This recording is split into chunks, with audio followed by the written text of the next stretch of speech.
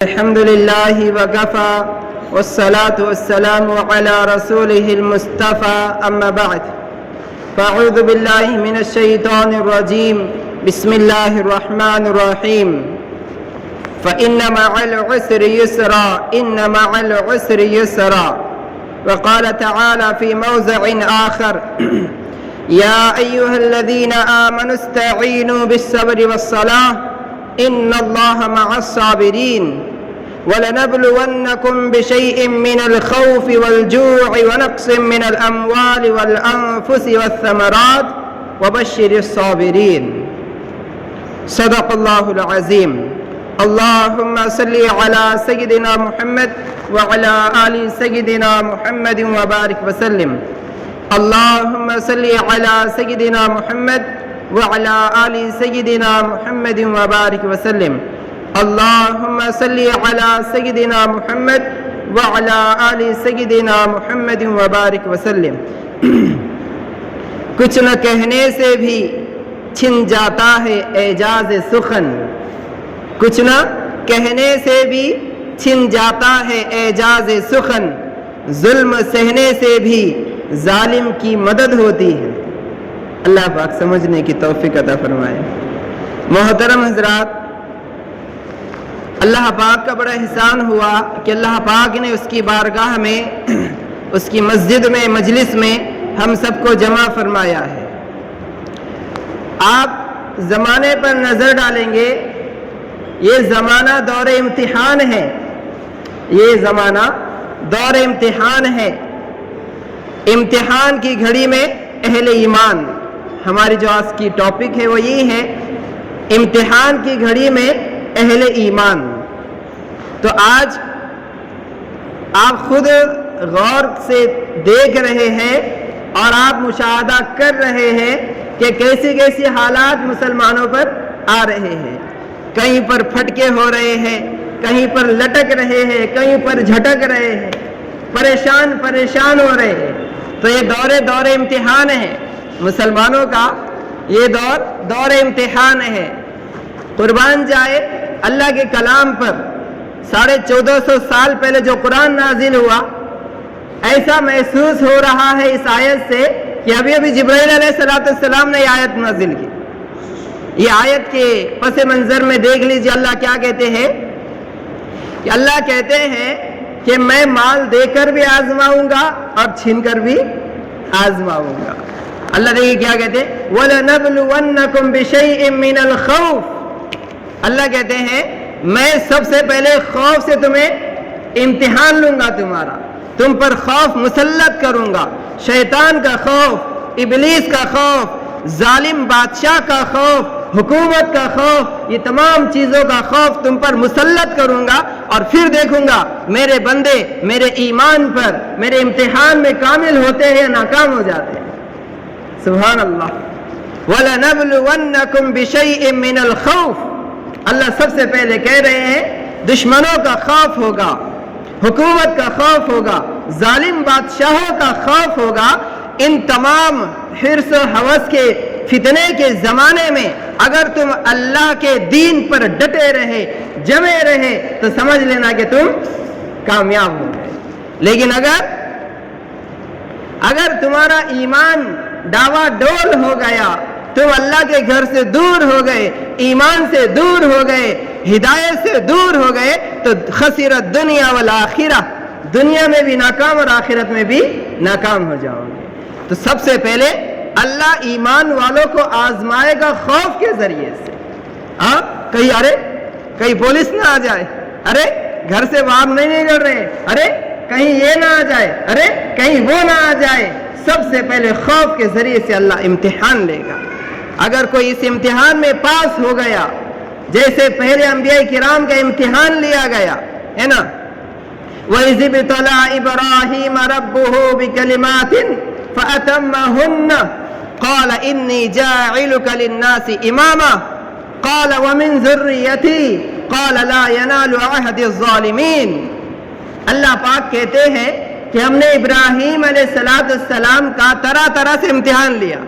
اور جو بھی امتحان ہم لیتے تھے ابراہیم علیہ السلام اس میں کیا ہو جاتے تھے پاس ہو جاتے تھے، کامیاب ہو جاتے تھے۔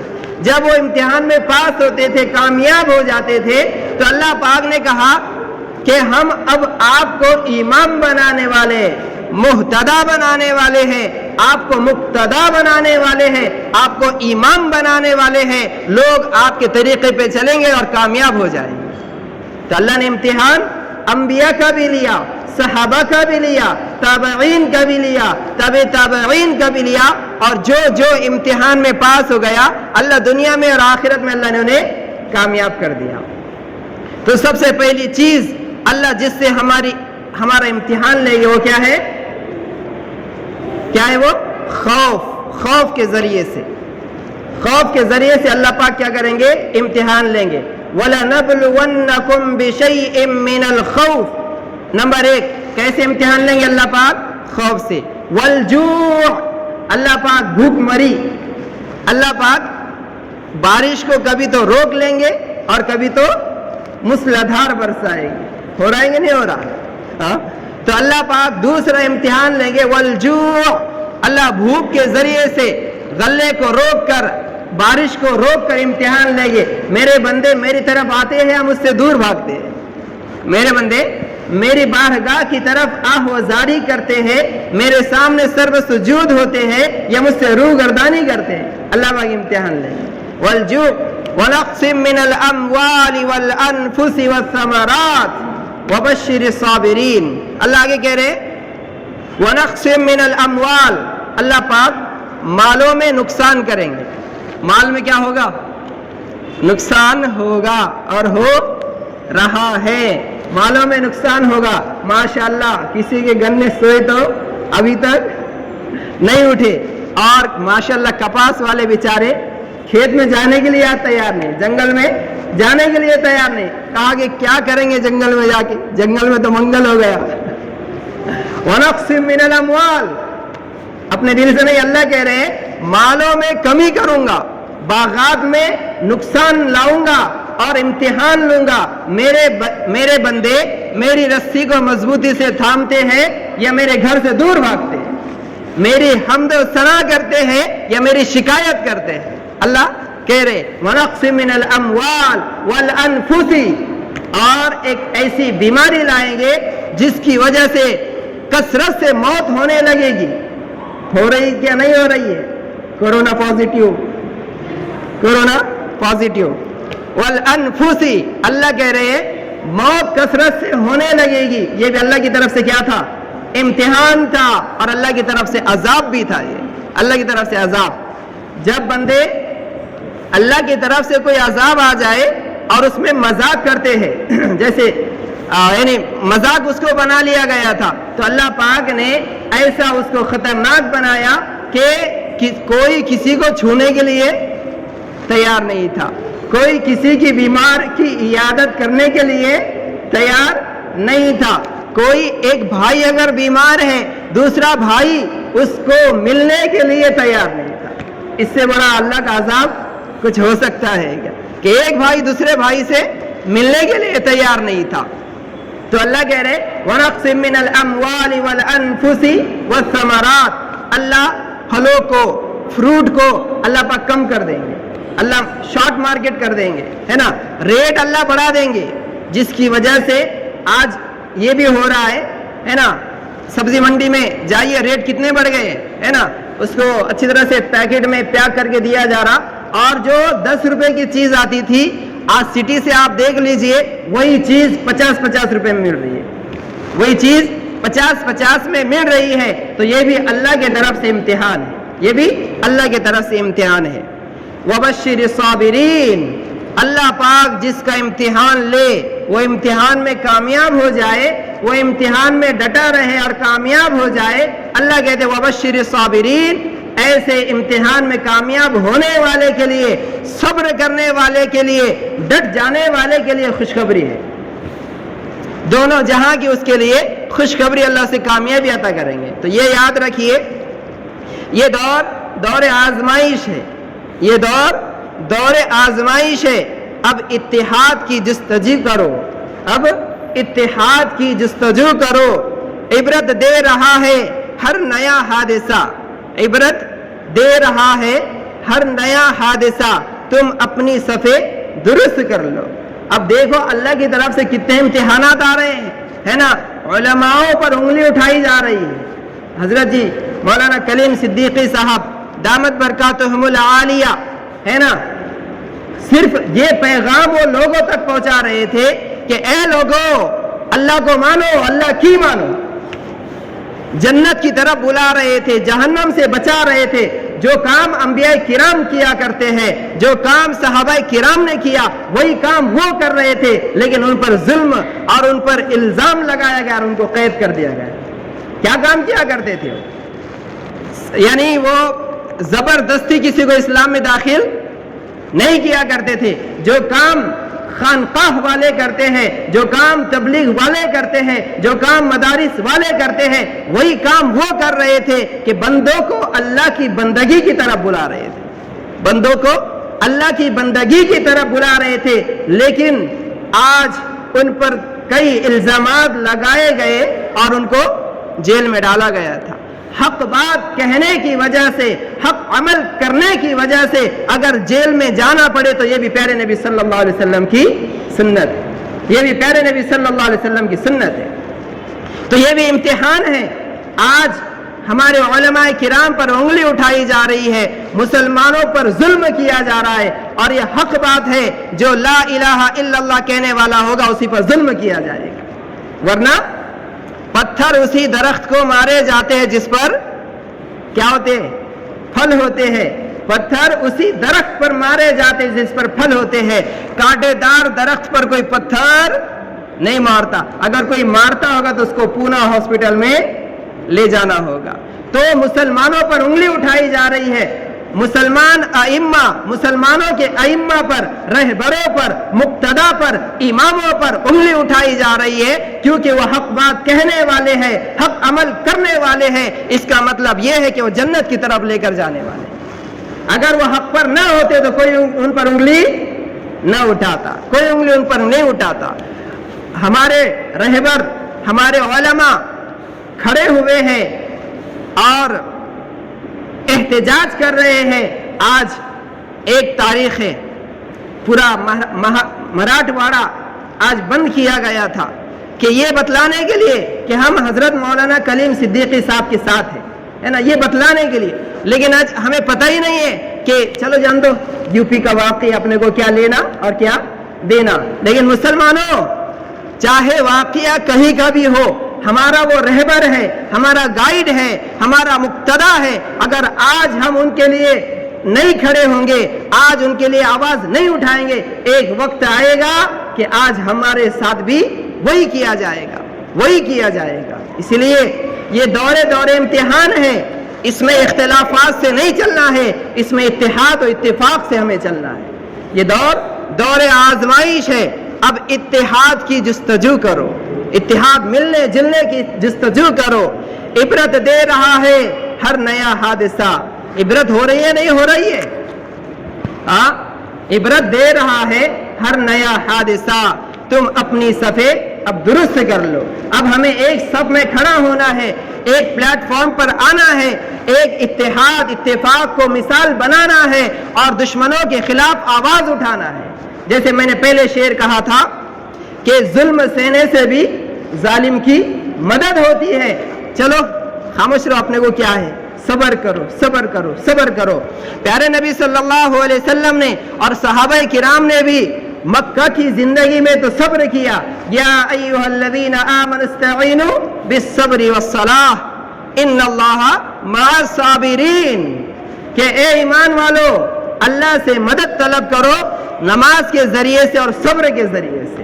لیکن جب وہی پیارے نبی صلی اللہ علیہ وسلم مدینہ منورہ گئے، صحابہ کی استعداد بنائی، جسمانی روحانی اعتبار سے ان کا ایمان بنایا، طاقت اور قوت جمع کی، تو اللہ پاک نے جہاد کا حکم نازل کر دیا۔ اللہ پاک نے اب کہا کہ جہاں کہیں بھی تمہیں مشرک اور کافر نظر آئے اور وہ تم پر حملہ کرو تو کیا کرو، اس کا جواب تو اب صبر کرنا تم کو نہیں ہے، خاموش بیٹھنا تم کو نہیں ہے۔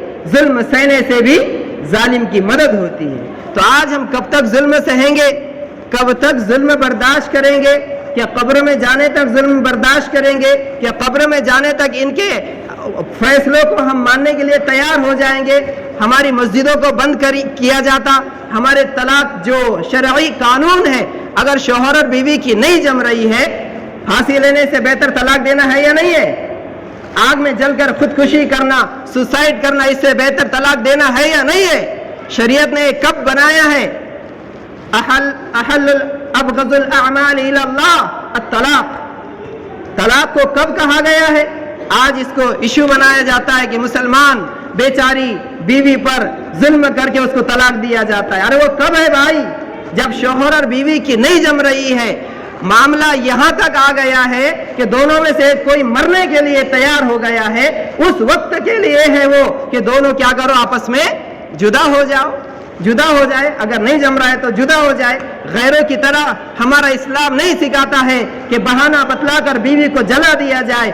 گیس سلنڈر پھٹ گیا، اسفوٹ ہو گیا اور بیوی مر گئی، یہ ہمارا اسلام نہیں سکھاتا۔ کسی کی جان لینا نہیں سکھاتا، کسی کا مال کھانا نہیں سکھاتا، کسی کی آبرو عزت کو اچھالنا اسلام نہیں سکھاتا۔ تو یہ طلاق پر بھی پابندی لگا دی گئی۔ ازدواجی زندگی یعنی دو شادیاں، جو اللہ کہہ رہا ہے، اللہ سے بڑا کوئی حکیم ہو سکتا کیا؟ اللہ سے بڑا کوئی دانا ہو سکتا کیا؟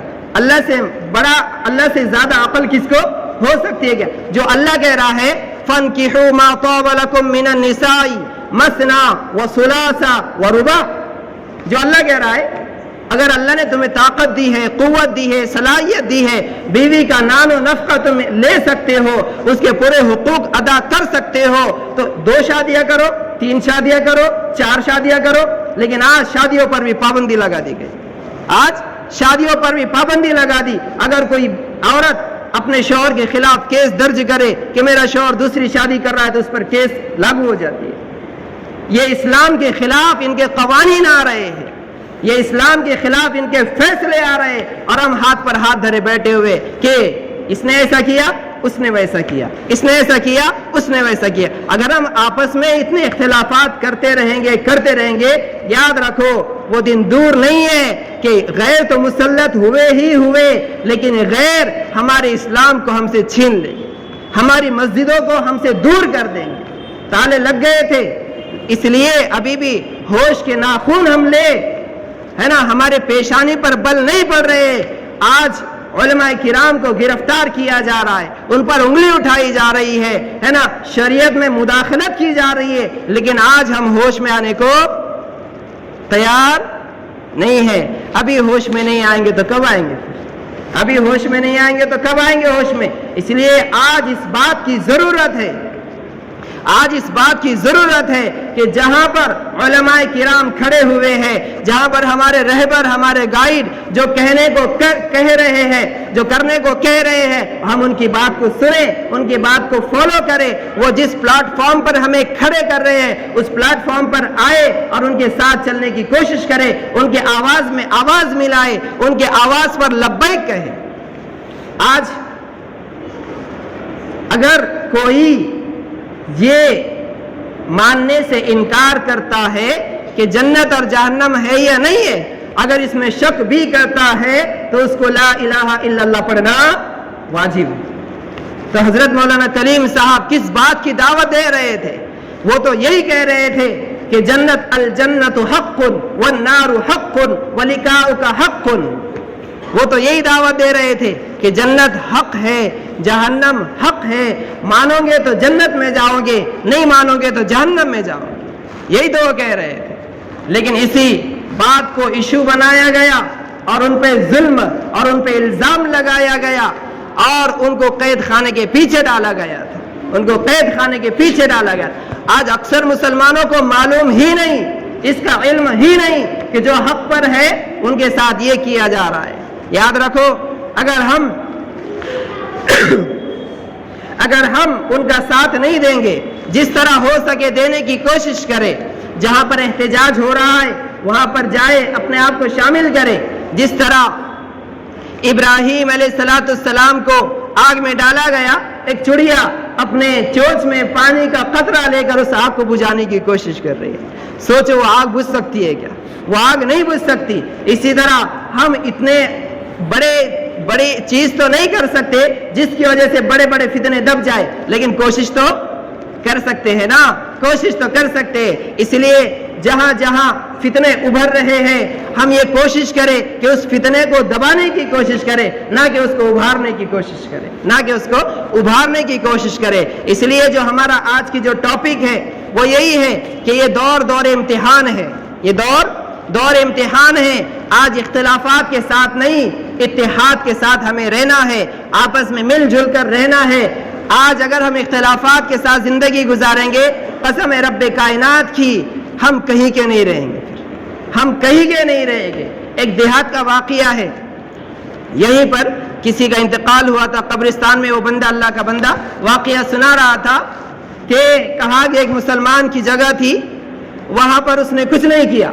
دیہات کا واقعہ ہے، وہاں پر اس نے کچھ نہیں کیا.